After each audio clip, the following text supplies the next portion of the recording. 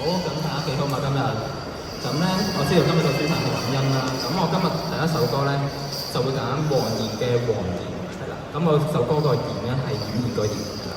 咁咧講起感恩，可能平時都會多謝身邊嘅人啦，係啦。